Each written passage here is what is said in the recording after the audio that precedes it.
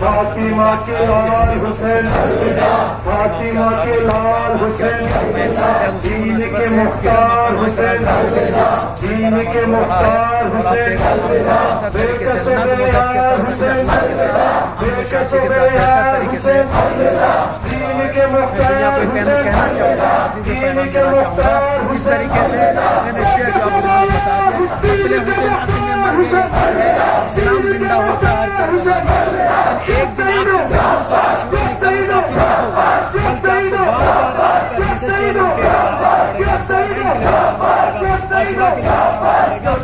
दुनिया को पैगाम देना है, इसलिए कि इमाम सादिक हदीस है आशिक की ज़ियारत का, ज़ियारत अरबाइन का, मौला हम मौला से खिताब करते हैं कि मौला हम आपके चाहने वालों में से हैं, आपके लोग आपके मुहिब्बीन में से हैं, ना मादूम